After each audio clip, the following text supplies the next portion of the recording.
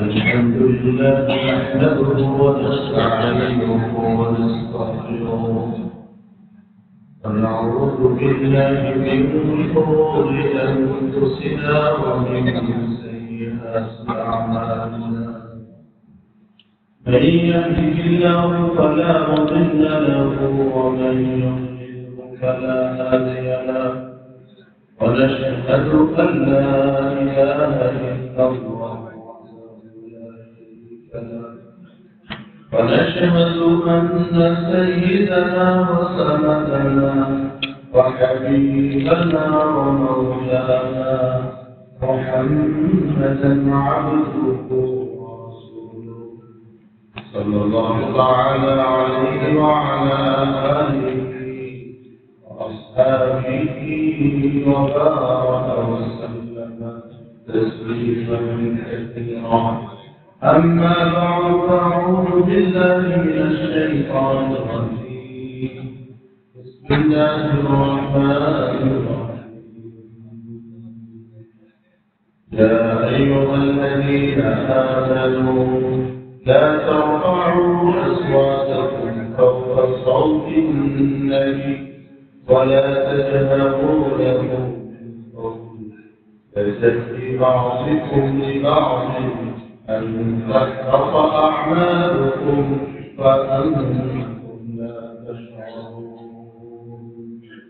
وقال تعالى إن الله وملائكته يصلون على النبي يا أيها الذين آمنوا صلوا عليه وسلموا تسليما.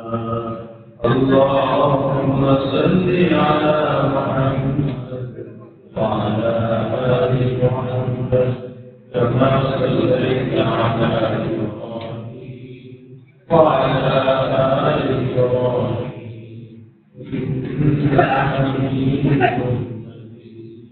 اللهم بارك على محمد وعلى آل محمد كما باركت على إبراهيم وعلى آل إبراهيم إنك حميد مجيد. بلغ المولى بكماله سكت الدجال بكماله فسلك صاحبه صلوا عليه.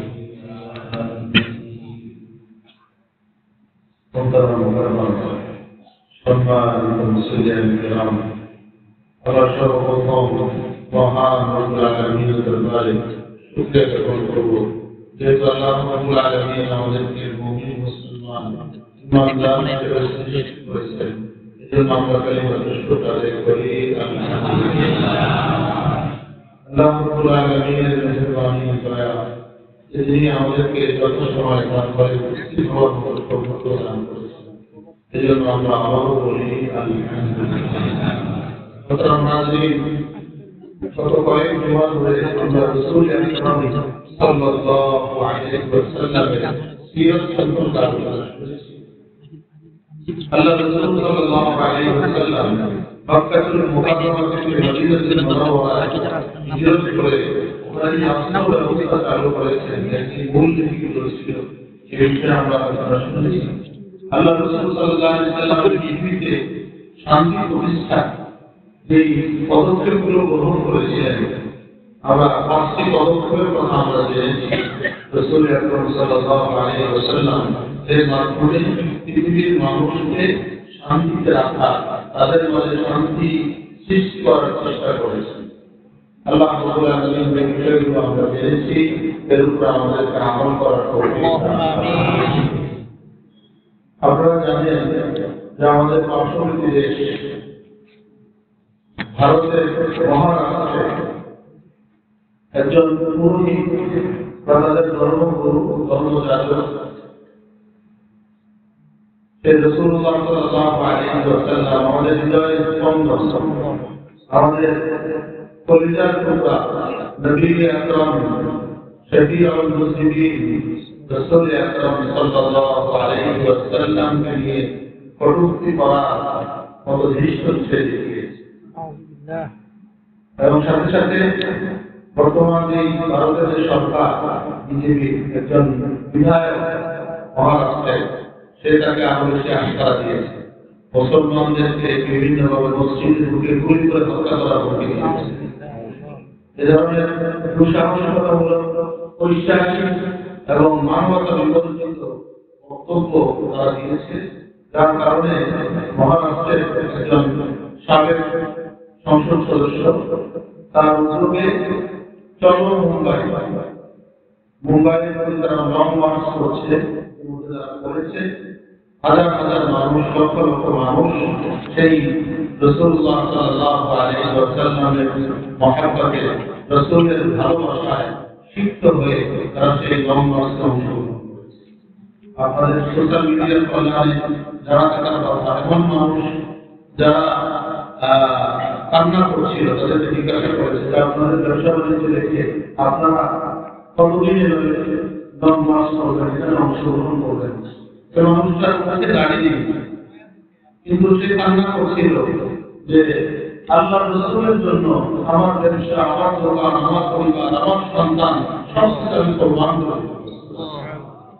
এটা একজন মুমিন, একজন মুসলমানের কাছে সব কিছুর চেয়ে আমাদের রাসূল আমাদের কাছে প্রিয়, মহব্বতের কাছে। আমরা মুমিন মুসলমান হিসেবে রাসূল আকরাম সাল্লাল্লাহু আলাইহি ওয়াসাল্লামের আমাদের কাছে কয়টা হক, কয়টা পাওনা আমরা অনেকে জানি না। পাঁচটা হক। কয়টা হক? পাঁচটা হক। আমরা যেমন বাবা হিসাবে জানি যে সন্তানের প্রতি আমার হক কয়টা, কিন্তু আমরা নবীর উম্মত হিসাবে নবী আমাদের কাছে কয়টা জিনিস পাওনা, নবীর হক কয়টা, এটা আমাদের হয়তো আমরা অনেকে জানি না বা খেয়াল করি না। এক নম্বর হক হলো নবীর প্রতি ঈমান। নবীর প্রতি কি ঈমান? নবী যে আল্লাহর পক্ষ থেকে প্রেরিত রাসূল, এটাকে মনে প্রাণে বিশ্বাস করা, এটা হলো প্রথম হক উম্মত হিসেবে। দ্বিতীয় হক হলো নবী যেই শরীয়ত নিয়ে এসেছেন, যেই বিধান নিয়ে এসেছেন, সেই শরীয়তকে মানা, মনে প্রাণে মানা। এখন নবীর উপরে ঈমান, তিনি সত্য নবী, আল্লাহর পক্ষ থেকে প্রেরিত, এটার বিশ্বাস।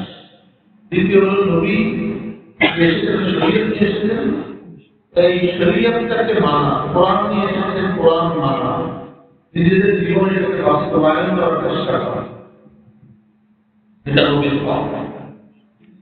তৃতীয় বিষয় হলো নবী যে দ্বীন নিয়ে এসেছেন, দ্বীন ইসলাম, এই দ্বীন ইসলামকে এই পৃথিবীতে প্রতিষ্ঠিত করা, জয়ী হিসাবে প্রতিষ্ঠিত করা। هو الذي أرسل رسوله بالهدى ودين الحق ليظهره على الدين كله। আল্লাহ কোরআনে বলেছেন, ওই আল্লাহ যিনি তার রাসূলকে প্রেরণ করেছেন সত্য ধর্ম দিয়ে। هو الذي أرسل رسوله بالهدى ودين الحق, দায় এবং সত্য ধর্ম দিয়ে। উদ্দেশ্য লিইয়ুযহিরাহু আলা দ্বীনি কুল্লি, যাতে করে আল্লাহ রাব্বুল আলামিন এই সত্য ধর্ম অর্থাৎ ইসলামকে পৃথিবীর বুকে জয়ী করে দেন। সুবহানাল্লাহ। এই আয়াত আল্লাহ রাব্বুল আলামিন কোরআনে একাধিক জায়গায় বলেছেন। ফাকাফা বিল্লাহি শাহীদা, সূরা মুহাম্মাদের ভিতরে আল্লাহ বলেছেন, ফাকাফা সূরাতুল ফাতিহার ভিতরে ফাকাফা বিল্লাহি শাহীদা, আল্লাহ সাক্ষী হিসেবে বলেছেন। সূরাতুস সাফ 28 নম্বর পারা আল্লাহ বলেছেন, ওয়ালাউ কারিহাল কাফিরুন, যদিও কাফেররা এটা অপছন্দ করে, তারপরেও আল্লাহ আল্লাহর দ্বীনকে এই জমিনের বুকে প্রতিষ্ঠিত এবং জয়ী করে। আমরা মসজিদে দ্বীন এবং ইসলাম দেখতে পছন্দ করি, যে ইসলাম মসজিদে থাকবে, ইসলাম এতিমখানায় থাকবে, ইসলাম মাদ্রাসায় থাকবে, কিন্তু আমার পরিবারে ইসলাম জয়ী হবে এটা আমি চাই না, আমার সমাজে ইসলাম প্রতিষ্ঠিত হবে এটা আমি চাই না, আমার রাষ্ট্রে ইসলামের ব্যবস্থা প্রতিষ্ঠিত হবে এটা আমরা চাই না। অথচ আল্লাহ কি বলেন, নবীকে প্রেরণ করেছেন দ্বীনে হক নিয়ে, সত্য ধর্ম নিয়ে, যাতে করে তিনি লিয়ুযহিরাহু আলা দ্বীন কুল্লি, যত তন্ত্র আছে, মন্ত্র আছে, সমাজতন্ত্র বলেন, গণতন্ত্র বলেন, যত মন্ত্রতন্ত্র মানুষের মানব রচিত আছে, এগুলোর উপরে ইসলামকে প্রতিষ্ঠিত করার জন্য আল্লাহ রাব্বুল আলামিন আল্লাহ রাসূল প্রেরণ করেছেন। এজন্য আমরা আমাদের মসজিদে যেমন ইসলাম দেখতে চাই, আমার ঘরের জন্য ইসলাম, আমার পরিবারের জন্য ইসলাম থাকে, আমার সমাজের জন্য ইসলাম থাকে, আমার দোকানের জন্য ইসলাম থাকে, আমার ব্যবসার জন্য ইসলাম থাকে, আমার বিবাহ সাথী অনুষ্ঠানের জন্য কি থাকে, ইসলাম থাকে। আমাদের জন্য ইসলাম মসজিদে পালন করার মতো ধর্ম না, যে শুধু আপনি মসজিদে মানলেন, নামাজ পড়লেন, আর এর বাইরে গেলে ইসলামের কার্যকারিতা নাই, বিষয়টা এমন না। একজন মানুষের জন্ম থেকে নিয়ে মৃত্যু পর্যন্ত পুরা এই জীবনটাকে ইসলামের তরিকা অনুযায়ী আমাদেরকে সাজাইতে হবে। এর ভিতরে যত ব্যবস্থা আছে, যত বিভাগ আছে, জীবনে যত সেক্টর আছে, সব ক্ষেত্রে জড়িত হয়ে আল্লাহ রাব্বুল আলামিন আল্লাহ রাসূল সাল্লাল্লাহু আলাইহি ওয়াসাল্লামকে এই উদ্দেশ্যে প্রেরণ করেছেন যে আল্লাহর দ্বীনকে আল্লাহর জমিনে প্রতিষ্ঠিত করা, আল্লাহর দ্বীন করুণার পাত্র হিসেবে থাকবে। এই জন্য আল্লাহ রাব্বুল আলামিন পৃথিবীতে প্রেরণ করেন। তো নবীর হক হলো, নবী যে দ্বীন নিয়ে এসেছেন, নবী যে ইসলাম নিয়ে এসেছেন, এটাকে সাহায্য করা, এটাকে জমিনের বুকে প্রতিষ্ঠিত করা। এটা প্রতিষ্ঠিত একদিনে হবে না। আমি ব্যক্তি হিসাবে আমার ঘর থেকে, আমার ব্যক্তি জীবন থেকে যদি আমি এটা শুরু করি, তাহলে গিয়ে এটাকে একটা সময় গিয়ে রাষ্ট্রীয়ভাবে আল্লাহ আমাদেরকে বোঝার করে কয়টা হক তাহলে তিনটা। 4 নম্বর হক হলো নবীকে সম্মান করা, ইজ্জত করা। কোন গুনাহগার যদি নবীর শানে বেয়াদবি করে, গোস্তাখি করে, তার জন্য তাকে কোনো ছাড় নাই। সে যেই হোক না কেন, তার কোনো বংশের পরিচয় নেই, তার কোনো রাজনৈতিক পরিচয় নেই, তার কোনো দেশীয় পরিচয় নেই, তার কোনো গোত্রীয় পরিচয় নেই, ওই মানুষটা হলো আল্লাহর দুশমন, আল্লাহর নবীর দুশমন। তার মানে হলো সে আমার জানেন না, এটাই হবে তার পরিচয়। যে নবীর দুশমন সে আমার জানেন না, সে যেই হোক না কেন, যেই দলগত হোক না কেন, তার দলীয় কোনো পরিচয় নেই, তার কোনো খানদানি বংশের কোনো পরিচয় নেই, তার গোত্রের পরিচয় নেই, সে হিন্দু নাকি সে মুসলিম নাকি সে খ্রিস্টান, এটা দেখার কোনো সুযোগ নাই। একটাই পরিচয়, সে নবীর দুশমন, সে আল্লাহর দুশমন, সে মানবতার দুশমন, মানবতার শত্রু, সে আমার জানেন না। এটা হলো একজন মুমিন মুসলমান, একজন নবীর উম্মতের আদনা ন্যূনতম একজন যদি আপনি আমি নবীর উম্মতের পরিচয় দিতে হয়, আপনার আমার মনের অবস্থা হয়ে গেছে। নবীর প্রতি ইজ্জত এবং সম্মান আদব। আর 5 নম্বর হক হলো নবীকে মহব্বত করা, নিজের জীবনের চেয়ে বেশি নবীকে মহব্বত করা, নিজের জান দেওয়ার মতো মানসিকতা নবীর জন্য, নবীর ইজ্জতের জন্য নিজের জান দেওয়ার মতো, নিজের পরিবারকে উৎসর্গ করার মতো মন মানসিকতা নিজের ভিতরে থাকে। কয়টা হক হলো?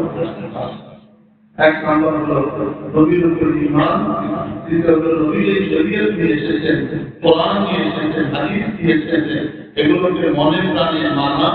তৃতীয় হলো নবী যে দ্বীন ও শরীয়ত নিয়ে এসেছেন, ইসলাম, এটাকে প্রতিষ্ঠিত করা, এটাকে সাহায্য করা।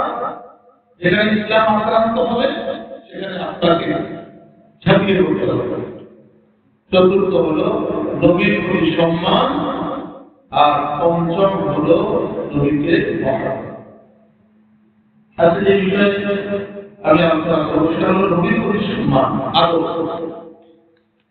সাহাবায়ে কেরাম যেমন আদর করেছেন, তারাও তো নবীর উম্মত, সাহাবী প্লাস কি উম্মত, তারা কি এরকম করেছেন? আল্লাহ কি বলেছেন? কোরআন কারীমে আল্লাহ রাব্বুল আলামিন আল্লাহর নবীর নাম মুহাম্মদ বলে ডাকতেন, ইয়া মুহাম্মদ, হে মুহাম্মদ। কোরআনে এক জায়গায় বলেছেন আল্লাহ আমাদের নবীকে ডাকতেন ইয়া মুসা, হে মুসা, ইয়া ঈসা। কিন্তু আল্লাহ রাসূলুল্লাহ সাল্লাল্লাহু আলাইহি ওয়াসাল্লামকে আল্লাহ রাব্বুল আলামিন ইয়া আইয়ুহার রাসূল এরকম বলেছেন, ইয়া আইয়ুহাল মুদাথ্থির, ইয়া আইয়ুহাল মুযাম্মিল। বিভিন্ন উপাধি আল্লাহ রাসূল রেখেছেন, কিন্তু সরাসরি আল্লাহ রাব্বুল আলামিন আমার আপনার নবী আকারে নামদার তাজদার মদিনা মুহাম্মদ আরবি মুস্তাফা সাল্লাল্লাহু আলাইহি ওয়াসাল্লামের নাম ধরে হাকিকতে সম্বোধন। নবীর সম্মানের প্রতি স্বয়ং আল্লাহ রাব্বুল আলামিন বলেন কোরআনে কারীমে সূরাতুল হুজুরাত, এই সূরাতুল হুজুরাতে 1-2 আয়াতের মধ্যে আল্লাহ রাব্বুল আলামিন ইরশাদ করেছেন, ইয়া আইয়ুহাল্লাযীনা আমানু লা তারফা'উ আসওয়াতাকুম ফাওকা সাওতিন নবী। হে ঈমানদাররা, তোমাদের আওয়াজ যেন নবীর আওয়াজ থেকে উঁচু না হয়। ولا تجهروا بالقول كجهر بعضكم لبعض أن تحبط أعمالكم وأنتم لا تشعرون। তোমরা যখন নিজেরা কথা বলতে হবে যেরকম আওয়াজে পরস্পরের ভিতরে নবীর সাথে এভাবে তোমরা কথা বলো, এই ধরনের ব্যাপারগুলো যদি নবীর সামনে পড়ো, পরিণাম কি হবে? أن تحبط أعمالكم, তোমাদের আমল নিষ্ফল হয়ে যাবে, তোমরা যে আমলগুলো করেছো এগুলো নষ্ট হয়ে যাবে। তোমরা বুঝতেও পারবে না, তোমরা বুঝতেও পারবে না তোমাদের কিন্তু আমলগুলো আল্লাহু আকবার। একদিন হযরত ওমর ইবনে খাত্তাব রাদিয়াল্লাহু তাআলা আনহু এবং হযরত আবু বকর সিদ্দিক রাদিয়াল্লাহু তাআলা আনহু ওনারা একটা বিষয় নিয়ে আলোচনা করছিলেন। এক বলতে পুত্র প্রদান কাকে নির্ধারণ করা হবে, এই বিষয় নিয়ে আলোচনা করছেন। হযরত আবু বকর রাদিয়াল্লাহু তাআলা আনহু একজনের ব্যাপারে মত দিলেন, হযরত ওমর রাদিয়াল্লাহু তাআলা আনহু আরেকজনের ব্যাপারে মত দিলেন যে উনি পুত্রের প্রধান। এই কথাবার্তা বলতে গিয়ে আমাদের আওয়াজ উঁচু হয়ে গেছে, একটু কথার আওয়াজ আল্লাহ রাসূল সাল্লাল্লাহু আলাইহি ওয়াসাল্লাম পাশে আছেন কিন্তু আমাদের আওয়াজটা একটু উঁচু হয়ে গেছে। সাথে সাথে কোরআনে কারীমে আল্লাহ রাব্বুল আলামিন আয়াত নাযিল করলেন, ইয়া আইয়ুহাল্লাযীনা আমানু লা তারফা'উ আসওয়াতাকুম ফাওকা সাওতিন নবী।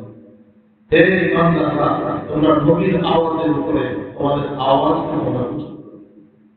এই আয়াত নাযিল হওয়ার পরে ওমরের মতো মানুষ, ওমর ইবনে খাত্তাব রাদিয়াল্লাহু বলিষ্ঠ কণ্ঠের অধিকারী মানুষ, ওনার অবস্থা এমন ছিল فما كان عمر يسمع النبي صلى الله عليه وسلم بعد هذه الآية حتى يستفهمه।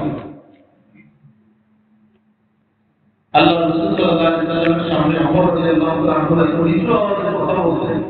কোন কথা বললে আল্লাহ রাসূল বুঝতেন না, ওমর কি বলছেন আবার বলেন। তারপরে তিনি আবার বলতেন, তারপর আল্লাহ রাসূল বুঝতেন যে রাসূলের সামনে আমার আওয়াজটা যেন কি না হয়ে যায়, কিছু নবী চলে গেছেন। এজন্য দেখবেন রওজায়ে আসফার রাসূলের যে মাকবারা রওজা, ওখানে করে কোরআনের আয়াত লেখা, বড় বড় কোরআন আয়াত, কিছু আয়াত লেখা, এর ভিতরে একটা আয়াত লেখা, ইয়া আইয়ুহাল্লাযীনা আমানু লা তারফা'উ আসওয়াতাকুম ফাওকা সাওতিন নবী। হে ঈমানদাররা, তোমরা তোমাদের আওয়াজকে নবীর সামনে উঁচু করো। নবী দুনিয়া থেকে চলে গেছেন দুনিয়া থেকে, কিন্তু সকল নবীগণ কবরের ভিতরে তারা জীবিত অবস্থায় থাকেন। এই জন্য নবীর জীবন দশায় যেমন তার সামনে উঁচু আওয়াজে কথা বলা যাবে না, এই জন্য নবী দুনিয়া থেকে বিয়োগের পরেও নবীর কবরের সামনে দাঁড়িয়েও এখানে একটু আওয়াজে কথা বলা যাবে। এজন্য দেখবেন মক্কাতুল মুকাররমা ওখানে একটু আওয়াজ শব্দের একটু বেশি, মদিনা গেলে চুপচাপ নীরব, সব নীরব, অনেক মানুষ নাই, কিন্তু লক্ষ লক্ষ মানুষ, কিন্তু শব্দ নাই। এই কারণে নবীর সামনে আদরের কারণে কেউ কথা বলতে চায় না, আওয়াজ করতে চায় না। আল্লাহু আকবার।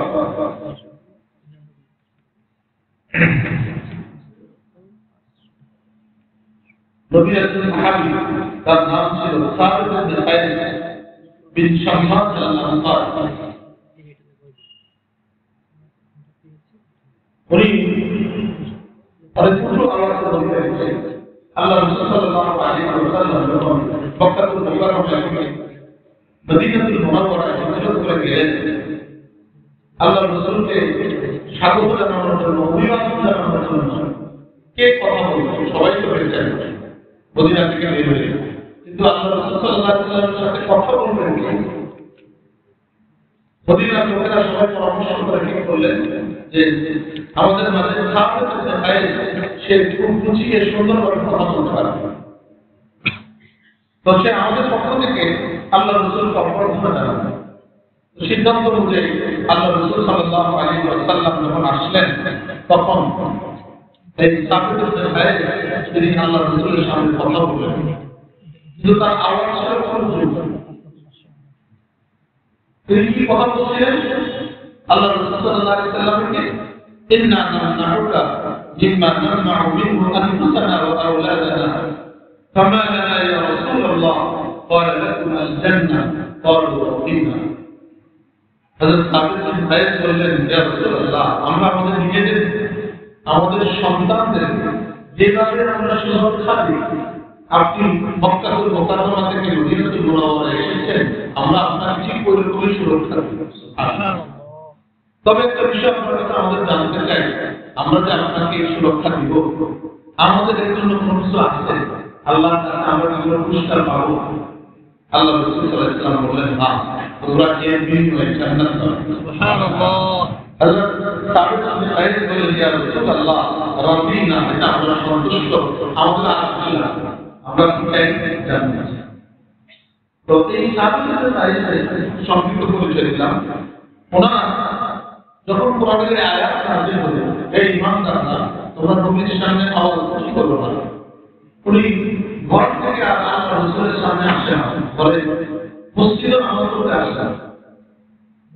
উনি চিন্তা করলেন যে আমার আওয়াজ তো উঁচু, আমি যদি দুটো আওয়াজে কথা বলি, রাসূলের সামনে যদি আমি যাই, তাহলে আমার আওয়াজ যদি উঁচু হয়ে যায়, আওয়াজ যদি বড় হয়ে যায়, তাহলে আমার আমল সব শেষ হয়ে যাবে, আমার আমল গাছ থেকে সব নষ্ট হয়ে যাবে। উনি ঘর থেকে বের হন না। আল্লাহু আকবার। ফাসআল নবী সাল্লাল্লাহু আলাইহি ওয়াসাল্লাম সা'দ ইবনে মুআয। আল্লাহ রাসূল এই সাবিত ইবনে কায়েস তার প্রতিবেশী ছিলেন সা'দ ইবনে মুআয। এই সা'দ ইবনে মুআযকে জিজ্ঞাসা করলেন, মা শা'নু সাবিত, কি ব্যাপার? আমি আমার সাহাবী সাবিতকে দেখছি না, আর তারা একটু অসুস্থ। এই হাদিসে আল্লাহ মুহাদ্দিসিনরা উল্লেখ করেছেন, আল্লাহ রাসূল খবর রাখতেন। আপনি আপনার সাথে নামাজ পড়ে বসে একজন ভাই আপনার পাশে পড়ে, তাকে দেখছেন না, তার খবর রাখা এটাও রাসূলের সুন্নাত। তবে যদি না থাকেন, সে মসজিদে আসতে পারে, কেমন আসতে পারে? কোনো বিপদে পড়লো, কোনো অসুস্থতা পড়লো, নাকি জেলে গেল, কি হইল, তার খবর নেওয়া এটাও কি হবে? আল্লাহ রাসূল সাল্লাল্লাহু আলাইহি ওয়াসাল্লামকে সা'দ ইবনে মুআয বললেন, ইন্নাহু লাযালিক ওয়া মা আলিমতু লাকুম বিশ-শাকওয়া, সেটা আমার প্রতিবেশী, তার কোনো অসুস্থতার কথা আমি শুনিনি, কোনো অসুস্থ হলে শুনতাম। ফাতাউ সা'দ ইবনে মুআয বলে, রাসূলুল্লাহ সাল্লাল্লাহু আলাইহি ওয়াসাল্লাম সা'দ ইবনে মুআয তার বাড়িতে আসলেন, এসে বললেন, আল্লাহ রাসূল তোমার খবর নিয়েছেন এবং আল্লাহ রাসূল আমাকে জিজ্ঞাসা করেছেন তুমি অসুস্থ হয়েছিলে। হযরত সাবিত রাদিয়াল্লাহু তাআলা আনহু তিনি বললেন, উনজিলাত হাযিহি আয়াত, এই কোরআনের আয়াত নাযিল হলো, তোমরা নবীর সামনে আওয়াজ উঁচু করো না। ফালাকাদ আলিমতুম আন্নী মিন আরফা'iকুম সাওতান আলা রাসূলিল্লাহ, তোমরা জানো আমার আওয়াজটা একটু উঁচু, আমার আওয়াজটা অনেক বড়, আমি কথা বললে আল্লাহ রাসূলের সামনে কথা বললে আওয়াজ বড় হয়ে যায়। তো সুতরাং আমার তো আমল শেষ, আমি তো জাহান্নামী। দেখেন তাদের অবস্থাটা, কারণ আমল সব শেষ, আমার ঠিকানা তো জাহান্নাম হবে। এই কথা সাদ বিন মুআয রাদিয়াল্লাহু তাআলা আনহু আল্লাহ রাসূলকে ইয়া রাসূলুল্লাহ, আপনার সাহাবী সাহাবী তো আপনার সামনে দেওয়া চলে যাবে এই ভয়ে সে আপনার সামনে আসে। আর সে মনে করতেছে আগে যা কথাবার্তা বলছে আওয়াজ শুরু হয়েছে, তো তার আমল সব শেষ হয়ে গেছে, সে তো জাহান্নামী। আল্লাহ রাসূল সাল্লাল্লাহু আলাইহি ওয়াসাল্লাম বললেন যে না, বাল হুয়া মিন আহলিল জান্নাহ, সে জাহান্নামী না, সে হলো জান্নাতি। আমার এই সাহাবী হলো কি জান্নাতি। আল্লাহ সাহাবায়ে কেরাম বলেন ফাকুন্না নারাহু ইয়ামশি বাইনা রাজুলিন রাজুলুন মিন আহলিল জান্নাহ, আমরা যখন এই সাহাবীকে আমাদের মাঝে চলতে দেখতাম তখন আমরা বলতাম ওই যে দেখো একজন জান্নাতি হচ্ছে, সুবহানাল্লাহ। কারণ তার জান্নাতি হওয়ার কথা কি বলেছেন আল্লাহ রাসূল। এজন্য দৃষ্টি আল্লাহ রাসূল নিজে থেকে বলেন নাই, আল্লাহ জানাইছেন, অতিবাহিত জানতে পারছেন, যার কারণে বলেছেন এই মানুষটা আমাদের মধ্যে যখন হাঁটতো আমরা ওই দেখো একজন জান্নাতি হচ্ছে, সুবহানাল্লাহ। আল্লাহ আকবার।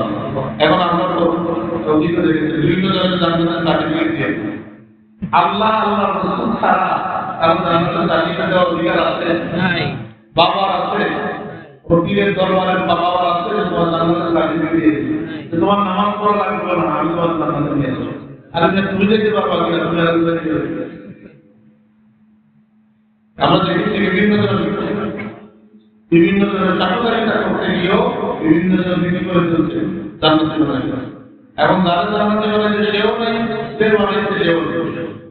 এই জন্য আপনি দুনিয়া থেকে বাইরে গেলেন, জান্নাতের অবস্থা তার উপরে কি হবে? এই জন্য কেউ কাউকে জান্নাতিও বানানোর দরকার নাই, কেউ কাউকে জাহান্নামীও বানানোর দরকার। আল্লাহ আকবার। আল্লাহ আমাদেরকে বুঝার তৌফিক দান করেন। আল্লাহ রাসূল সাল্লাল্লাহু আলাইহি ওয়াসাল্লাম মক্কাতুল মুকাররমা থেকে হিজরত করে মদিনাতুল মুনাওয়ারায় আসলেন। এখন আল্লাহ রাসূল কোথায় যাবেন? সবাই বলতেছে ইয়া রাসূলুল্লাহ, আপনি আমাদের মেহমানদারি করুন। প্রত্যেকে চাচ্ছে যে তার ঘরে যেন আল্লাহ রাসূল মেহমান হন, কারণ এত দামি মেহমান দুনিয়াতে আল্লাহ রাসূলের থেকে বড় দামি কোনো মেহমান আছে? জি না।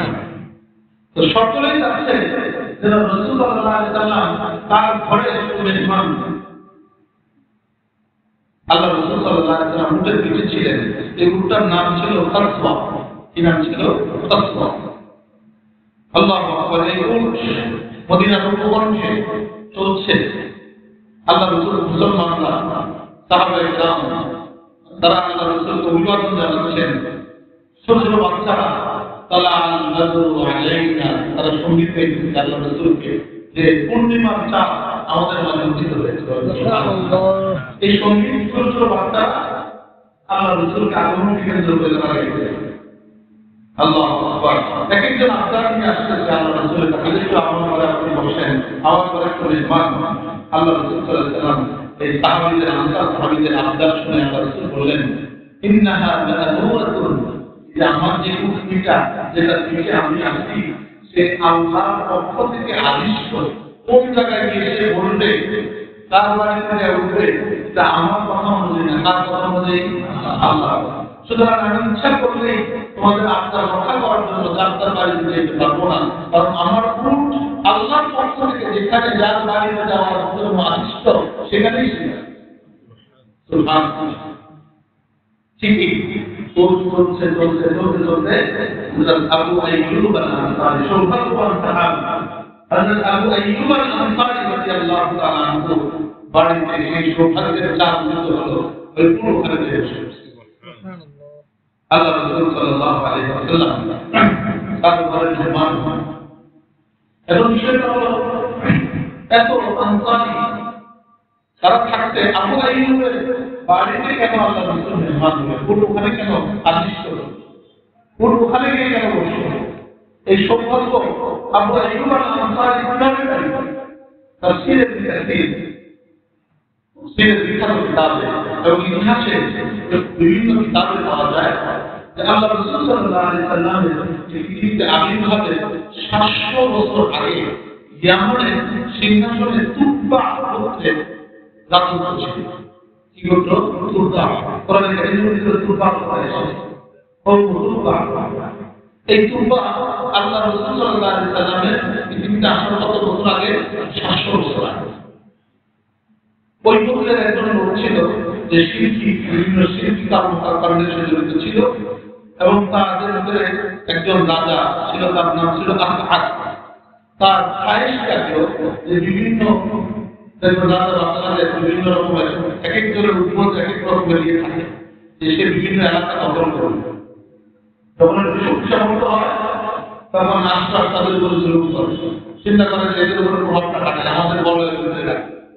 দেখেন না, দুর্বল দেশে যাওয়ার শক্তিতে তাদের থেকে কম, চিন্তা করে যে আমার সাথে থাকে, প্রত্যেকে চায়। তো ওই রাজা তার এরকম একটা আগ্রহ জাগলো যে আমি বিভিন্ন এলাকায় যুদ্ধ করে আমার পরাক্রম করবো, আমার রাজত্বের ভিতরে দিয়ে আসবে। এই যুদ্ধ করতে করতে সে এক পর্যায়ে মদিনাতুল মুনাওয়ারায় এসে মদিনাবাসীর সাথে মদিনা দখল করবে। আল্লাহু আকবার। দিনের বেলা সেই মদিনার লোকের সাথে যুদ্ধ করে, আর রাতের বেলা মদিনার মানুষরা তাদেরকে আপ্যায়ন করে। মদিনার যে মেহমানদারি, মসজিদে নববীতে যে মেহমানদারি আমরা সেটা দেখি, এটা নতুন নয়, 1700 বছর ধরে ঐতিহ্য। এই মদিনার মানুষগুলো দিনের সাথে যুদ্ধ হয়, রাতে খাবার দাবারের কোনো ব্যবস্থা নাই, হোটেল ছিল না। তো এই মানুষগুলোর জন্য তারা মেহমানদারি চিন্তা করলো যে তাদের সাথে যুদ্ধ করি, এরা কেমন জানে, এদের সাথে আমরা যুদ্ধ করি, এদের দেশ দখল করতে আসছি, আর এরা আমাদের মেহমানদারি করে, খানা খাওয়ায়। আল্লাহ রাসূল বলতেন আতিমু তাআম, মেহমানদারি করো, খানা খাও, বেশি বেশি সালাম দাও, মহব্বত তৈরি করো। আল্লাহু আকবার। তখন সে সিদ্ধান্ত আলোচনা করল, ওখানে তার কাছে তাওরাতের দুইজন আলেম বাদশাহ নিতে এসেছে,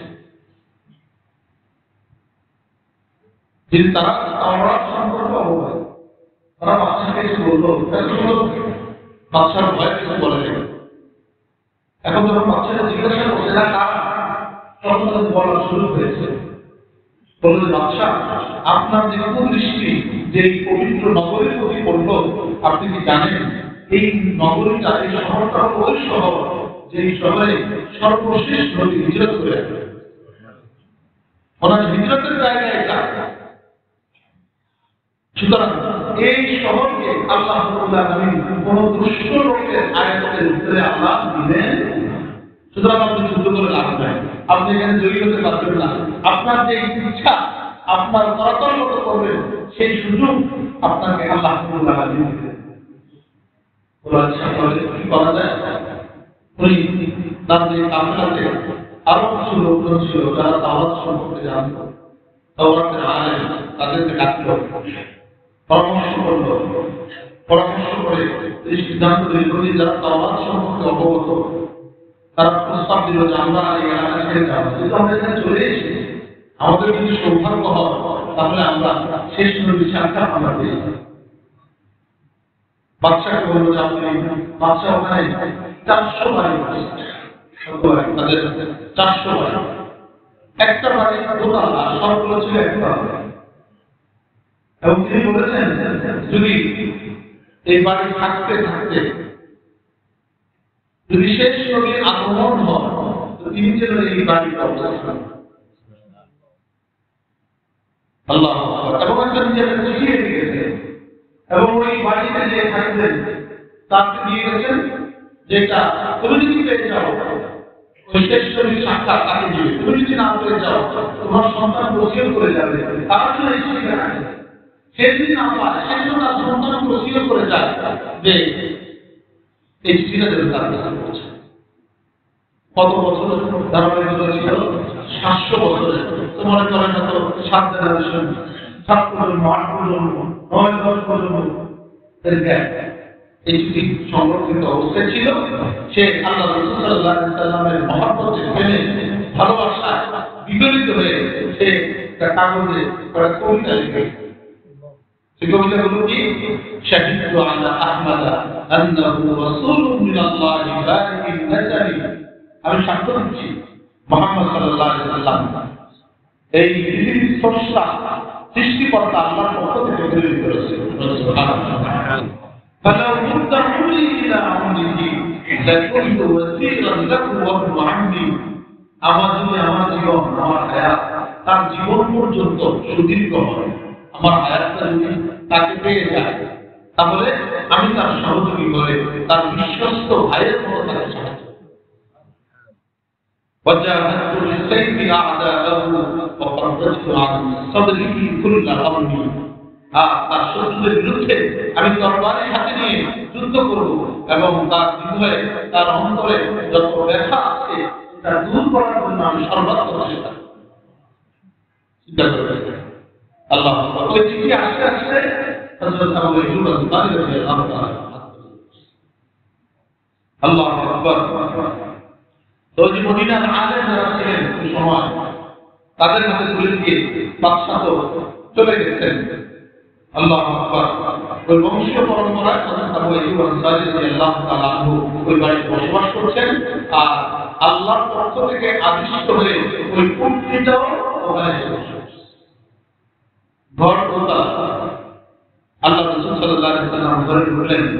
হযরত আবু আইয়ুব আল-আনসারী রাদিয়াল্লাহু তাআলা বললেন, ইয়া রাসূলুল্লাহ, আপনি নিচে থাকবেন না উপরে থাকবেন? রাসূল কপাল করতে উপরে থাকে, আপনি আমি আপনাকে একটু উপরে চলে যাব। আল্লাহ রাসূল সাল্লাল্লাহু আলাইহি ওয়াসাল্লাম বললেন, না, আমি নিচে থাকি। আবু আইয়ুব আল-আনসারী রাদিয়াল্লাহু তাআলা তিনি উপরে চলে গেলেন। কিন্তু উপরে গিয়ে তার ঘুম আসে না। চিন্তা করছেন পুরাতন ঘর, যদি নাড়াচাড়া দিয়ে শব্দ হবে রাসূলের ঘুমে কষ্ট হবে, যদি নাড়াচাড়া দিয়ে ধুলাবালি পড়বে আল্লাহ রাসূল সাল্লাল্লাহু আলাইহি ওয়াসাল্লামের কষ্ট হবে, গায়ে ধুলাবালি পড়বে। আবার তিনি চিন্তা করতে লাগলেন যে আমি এবং রাসূলের মাঝখানে ওই আল্লাহর পক্ষ থেকে তৈরি আসবে, আমি হলাম মাঝখানে প্রতিবন্ধ, আসমান থেকে দেব ওই মাঝে প্রতিবন্ধ। সারা রাত উনি ঘুমান নেই। সকাল হয়েছে, আল্লাহ রাসূল সাল্লাল্লাহু আলাইহি ওয়াসাল্লামের কাছে এসে উনি ওনাদের অবস্থার কথা বলেছেন। আল্লাহ রাসূল তার উপরে সন্তুষ্ট হয়েছেন, তার জন্য দোয়া করেছেন।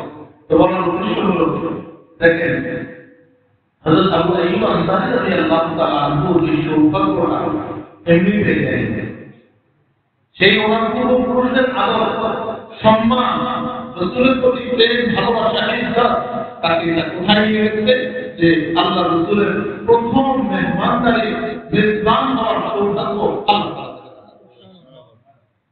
এজন্য মুহতারাম নাযিরিন, নবীর আদর, নবীর প্রতি সম্মান বিকল্প নয়। যার অন্তরে নবীর প্রতি সম্মান নাই ওই অন্তর কখনো মানুষের অন্তর। আল্লাহু আকবার। একজন সাধারণ সাহাবীর আদর শুনেন। আল্লাহ রাসূল সাল্লাল্লাহু আলাইহি ওয়াসাল্লাম 1400 সাহাবায়ে কেরামকে নিয়ে মক্কার উদ্দেশ্যে উমরার জন্য রওনা দিয়েছেন। আমরা জানি হুদায়বিয়ার প্রান্তরে আল্লাহ রাসূল সাল্লাল্লাহু আলাইহি ওয়াসাল্লাম কাফিরদের পক্ষ থেকে বাধা প্রাপ্ত হয়েছিলেন। আল্লাহু আকবার। ওখানে হযরত উকবা ইবনে মাসউদ রাদিয়াল্লাহু তাআলা আনহু তিনি সময় ইসলাম গ্রহণ করেন নাই। তিনি কাফেরদের পক্ষ থেকে প্রতিনিধি হিসেবে আল্লাহ রাসূল সাল্লাল্লাহু আলাইহি ওয়াসাল্লামের সাথে আলোচনা করার জন্য এসেছেন। তিনি আল্লাহ রাসূলের সাথে কথাবার্তা বলে মদিনায় গেছেন, মক্কাতুল মুকাররমায় গেছেন। যে মক্কার লিডার যারা আছেন কাফেরদেরকে আল্লাহ রাসূল সাল্লাল্লাহু আলাইহি ওয়াসাল্লামের সাথে সাহাবায়ে কেরামের যে আদর, এই কথাটা তিনি ফুটিয়ে তুলেছেন যে তার সঙ্গী সাথীরা কেমন আদর করে, তার সাথে কেমন আদর বুঝিয়ে কথা বলে। হযরত মিসবার ইবনে মাখরামা থেকে বর্ণিত সহিহ বুখারীর হাদিস, তিনি বলেন قال وهو يتحدث عن ذل الحديبية فقال عروة بن مسعود الثقفي لأهل مكة أي قوم يا مرجعي والله لقد وفدت على الملوك। আমি অনেক রাষ্ট্রপ্রধানদের কাছে গিয়েছি, আমি দেশের প্রতিনিধিত্ব করার জন্য রাষ্ট্রদূত হিসেবে তাদের কাছে গিয়েছি। وفدت على كسرى وقيصر والنجاشي, পারস্য সম্রাট, রোম সম্রাট, এমনিভাবে হাবশা যে সম্রাট তাদের কাছে আমি গিয়েছি والله إن رأيت ملكا قط يعذبه أصحابه ما يعذب أصحاب محمد محمدا الله قسم করে আমি কোন রাষ্ট্র প্রধানের অনুসারীদেরকে তাকে এমন সম্মান করতে দেখি নাই যেমন মুহাম্মদের সাহাবীরা মুহাম্মদ সাল্লাল্লাহু আলাইহি ওয়াসাল্লাম والله إذا أمركم আল্লাহর কসম যদি তিনি তাদেরকে কোনো আদেশ করেন এই কাজটা তোমরা করো তাহলে তারা ঝাঁপিয়ে প্রত্যেক করে এই কাজ করতে পারলে বিলম্ব না করে অনেক বিলম্বে সেই কাজে তারা ঝাঁপিয়ে পড়ে ওইটা তাওয়াক্কা কাকু ইয়াতাকিলুনা আলা তিনি ওযু করে এই ওযু পানি তার বর্ত হিসাবে নিয়ে গায়ে বলবেন ডলে দিবেন এই জন্য তারা নিজেরা পরস্পরের ভিতরে ঝগড়ায় দিত হামলে করে কিভাবে ওযু পানি ওযু পানি বেশি করতে দেয় সুবহানাল্লাহ ওয়াইদা তাকাল্লামা ফাকাদু আসওয়াতাহু ইনদাহু তারা যখন কথা বলে নবীর সামনে খুব আদরের সাথে মৃদু আওয়াজে কথা বলে ওমা ইউহিদুনা আন-নাযরা ইলাইহি তা'যীবান লাহু এবং তারা আল্লাহ রাসূল সাল্লাল্লাহু আলাইহি ওয়াসাল্লামের সম্মানার্থে তার চেহারার দিকে তারা তাকায় তার চেহারার দিকে তাকিয়ে তারা কথা বলে না وإنه قد عرض عليكم خطة رشد فاقبلوها منه তিনি তোমাদের দিকে একটি ভালো প্রস্তাব পাঠিয়েছেন তোমরা তা মেনে নাও তো হযরত উরওয়া ইবনে মাসউদ আল-সাকাফি রাদিয়াল্লাহু তাআলা আনহু তিনি ইসলাম গ্রহণ করেছেন কিন্তু একজন কাফেরের দৃষ্টিতে আল্লাহ রাসূলের সাহাবীরা রাসূলকে কেমন আদর করতেন দৃশ্য পাবেন আল্লাহু আকবার আল্লাহ রাসূল সাল্লাল্লাহু আলাইহি ওয়াসাল্লামের ইন্তেকালের পরে সাহাবায়ে ইকরাম রাসূল কেমন ছিলেন আল্লাহ রাসূল যখন দুনিয়া থেকে চলে গেছেন ইন্তেকালের পরে তাদের আদব চলে গেছে না বাকি ছিল সাহাবাদের কি বলেন ছিল নাকি চলে গেছে আল্লাহ রাসূলের ছোট সাহাবী সাঈদ ইবনে ইয়াজিদ তিনি 7 বছর বয়সে আল্লাহ রাসূল সাল্লাল্লাহু আলাইহি ওয়াসাল্লামের সাথে হজ করেছিলেন তার থেকে বর্ণনা এসেছে বুখারী শরীফে كنت قائما في المسجد فحاصرني رجل فنظرت فإذا عمر بن الخطاب বলেন আমি মসজিদে নববীতে দাঁড়িয়ে ছিলাম এমন সময় একজন লোক আমার দিকে কম্পর নিক্ষেপ করল আমি তার দিকে তাকিয়ে দেখলাম তিনি ওমর ইবনে খাত্তাব রাদিয়াল্লাহু আনহু তিনি বললেন যাও ওই দুইজনকে আমার নিকট নিয়ে আসো আমি তাদেরকে তার নিকট নিয়ে এলাম তিনি বললেন তোমরা কারা অথবা তিনি বললেন তোমরা কোন স্থানের লোক তারা বলল আমরা তায়েফের অধিবাসী তিনি বললেন তোমরা যদি মদিনার লোক হতে তবে আমি অবশ্যই তোমাদের কঠোর শাস্তি দিতাম তোমরা দুজনেই রাসূলুল্লাহ সাল্লাল্লাহু আলাইহি ওয়াসাল্লামের মসজিদে উচ্চ স্বরে কথা বলেছো আল্লাহ রাসূলের মসজিদে নববীতে আল্লাহ রাসূলের এসে চলে গেছে তারপরে দুজন কথা বলতেছিল তায়েফ থেকে তারা আসছে হযরত ওমর বললেন তোমরা যদি এখানকার বাসিন্দা হতে তোমরা নির্মাণ এগুলো তোমাদের কিছু করলাম তোমরা এখানকার রাসূলের মসজিদে তোমরা উচ্চ স্বরে কথা বলতেছো তাহলে তোমাদের ধ্যান করেছে যেন মোহতারাম হাজিরিন আসলে আদব শিখতে হবে যে মানুষগুলো আদবওয়ালা হয় আল্লাহ রাব্বুল আলামিন তাদের কবুল করে দেন আর যে মানুষ বেআদব হয় আল্লাহ তাদের কি করে দেন আর আদবটা যদি নবীর শানে হয় তাহলে তো যারা পৃথিবীর ইতিহাস আল্লাহ রাসূলের জামানা থেকে নিয়ে আজ পর্যন্ত যারা এই রাসূলের শানে করেছে আল্লাহ তাদেরকে ছাড় দেন আল্লাহ তাদেরকে ছেড়ে দেন তাদের পাকড়াও করেছে আল্লাহ রাসূলের জামানা এক কট্টর কাফের আল্লাহ রাসূলকে বন্ধ করে কথা বলেছে সংক্ষেপে বলছি সময় নেই তার বাবা তাকে নিয়ে গেছে সে তো জানতো মুহাম্মদকে সে গালি দিয়েছে তার সামনে ইসলাম নেয় সিরিয়া থেকে মালামাল যে মক্কার লোকেরা সিরিয়া থেকে মালামাল আনতো কাফেলা ফিরে আসছে সে তার রাতের বেলা ঘুমাবে সে তার ছেলেকে আড়াল করে এক জায়গায় সবাই ঘুমায় বসে মনের একটা ভাগ আছে আর সে সবাই যারা ঘুমাইতেছে নাক দিয়ে শুনতেছে নাক দিয়ে শুনতেছে একজন ঘুমায় একজন উঠছে কিন্তু ওদের ঢুকে আসছে বুঝতে ভাগ করে মনকে পরে ঘুমে যাবে কারণ কি সে সাথে রাসূলের সাথে কি করেছে আল্লাহ কোরআনে বলেছেন ইন্না কাফাইনা আল মুস্তাহজিন হে নবী যারা আপনার সাথে বেয়াদবি করবে তাদের জন্য আমি আল্লাহ আল্লাহ রাব্বুল আলামিন এর থেকে আমাদেরকে শিক্ষা গ্রহণ করার তৌফিক দান করেন।